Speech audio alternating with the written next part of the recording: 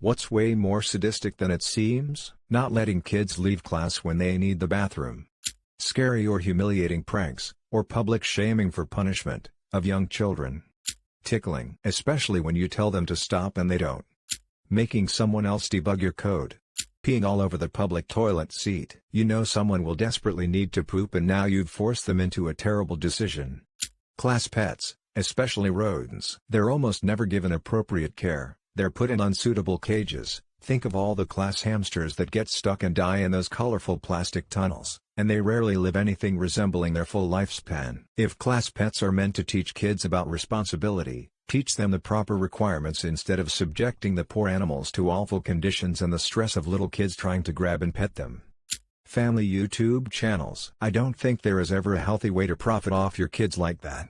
Requiring you to get an auto inspection at a place that also does auto repairs. The inspector has literally every incentive to not pass your vehicle on the first go. Mandatory state inspections ought to be done by state inspectors that don't really have a financial stake in whether you pass or fail.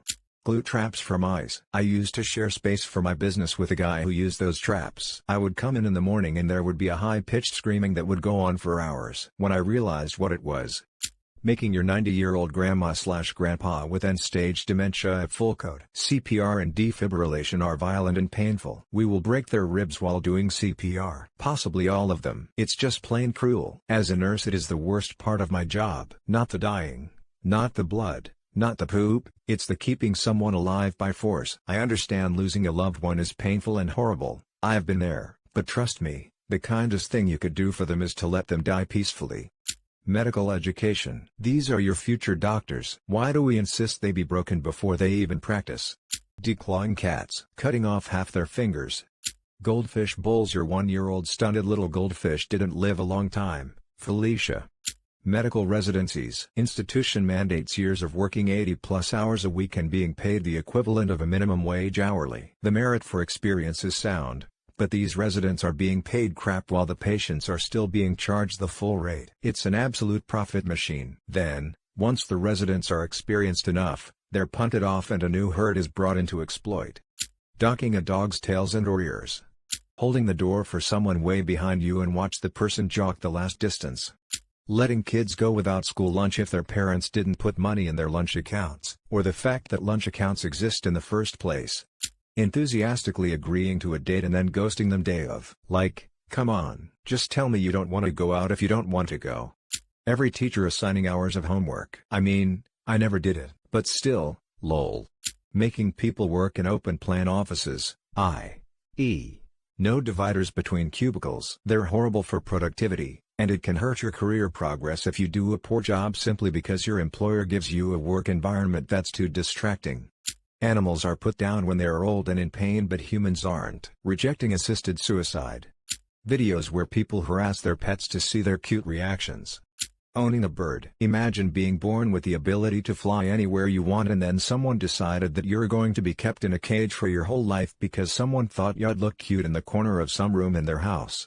Declawing cats. People think you kind of trim their nails, but you actually remove their first knuckle. If done incorrectly, it can lead to nails growing under the skin, infection, lameness, etc. If done correctly, it can still lead to lifelong pain, arthritis, and lameness. Most vets won't even do it anymore. Don't declaw your cats, folks. Choosing teams in P just reinforces the cliques. Outcasts and the non-athletic get picked last. Waiting for the disgusted captain to be forced to pick you is awful. An instructor who wasn't lazy or incompetent would draw up fair teams before class, and encourage teamwork. Periods. The bleeding and the cramps are the least of my worries. After 30 I had the privilege of leveling up to menstrual migraines, fevers and hormonal acne. My mood is constantly sour as hell despite me not letting it be known to my family and friends because I don't want them to have to deal with my bullshit. I crack jokes to deal with it, but I honestly feel pissed at everything all the time during, and when I don't feel pissed I just feel bone deep exhaustion and just want to sleep and sleep and sleep. My entire body feels like a painful puss-filled boil. I fucking hate it. Cannot wait for menopause. Solitary confinement. It's heavily used in prisons in the US. But psychologically it's 100% a form of torture if used long-term. And it creates inmates so psychologically damaged that chances of rehabilitation are slim. At least 40% of the funny animal videos people post on places like r/funny and social media. The U.S. private health insurance system. A vaginal ultrasound. I know 3 people who got one and we all have the same experience. No heads up from our gyno what was going to happen, no pain meds before or after. Incredibly violating feeling. Awful. Telling children they'll burn in hell forever after they die if they don't believe in your God. Expecting a smart child to continue that level of excellence, and essentially benchmarking their academic life based on them being above average during their formative years. Kids are sponges. If something interests them, they will pick it up quickly. It doesn't remain that way for every single kid. One day they might like books, the next they like dinosaur toys. If you keep picking the dino toy out their hands, and shove a book in them, they won't like books anymore. Magnifying glass and ants, or slugs and salt when you're a kid. Oh my god, it didn't even register how cruel that was at that age. Just magnifying glass and burning stuff equals cool. Salty foamy chemical reaction equals cool. The what or object just didn't register for some reason. Also I did burn other non-living things and do other science chemical experiments lol, so I think it was more an interest in the science rather than some sick interest in animal cruelty. I was never a mean or cruel kid and cared about animals, but as an adult I feel so bad about it now. Making students stay in the school court under the blazing sun for an hour or more to listen to shitty announcements and such. Telling little girls that boys are mean because they like them and excusing the boys' behavior. Even if it is true, you're teaching boys to be mean when they like a girl and for girls to take it and be happy about it. Circumcision. Males and females. It's just not okay. Come at me all you want, I disagree with it 100%. Leaving the salary out of job advertisements. For me it is definitely dentistry. The noise, sensations, restrictions in movement. To this day it is my only real phobia. In order to even sit in a waiting room I have to be pretty numb on anxiolytics. Then it's full-on nitrous or being put out completely on anesthesia. Breeding brachycephalic dogs, pugs, English bulldogs, Frenchies etc. It's literal deformity that causes respiratory issues. Owners think it's cute. Look who finally came out of their room. Psychiatric hospitals in general. It's like jail, but with worse food, and required activities. Clipping a bird's wings. Why deprive it from doing the thing that it has literally evolved to do? Telling someone they have to cancel a gym membership face to face. Switch spanking, beat the hell out of a kid with a stick. The genital mutilation of children for religious practices.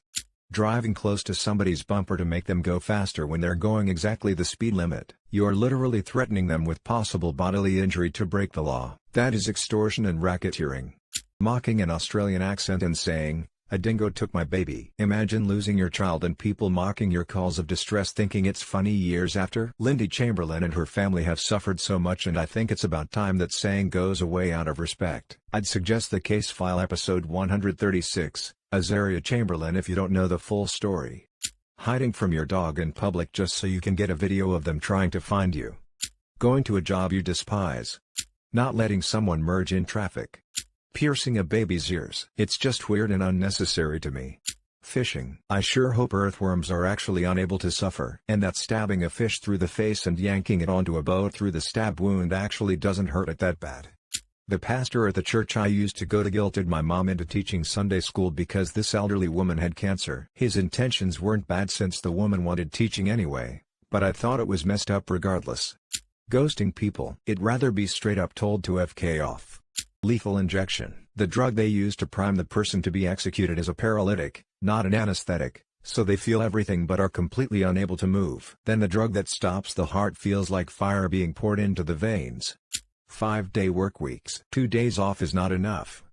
Profiting off of human suffering. Healthcare industry in some countries, prison industrial complex, military industrial complex, etc. And that already seems pretty damn sadistic.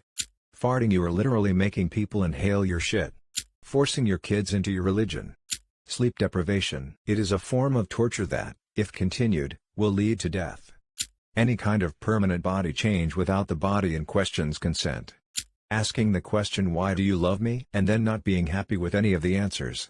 ITT, actual forms of abuse and mildly annoying situations. Cooking lobsters. Also, sushi. There are some places that will pull fish or whatever out of the tank in front of you and cut it up and serve it while it's still writhing in death throes. Grimacing face. 50 Shades of Grey. It is literally romanticized abuse and sadism. Voting no on a minimum wage increase in 2021.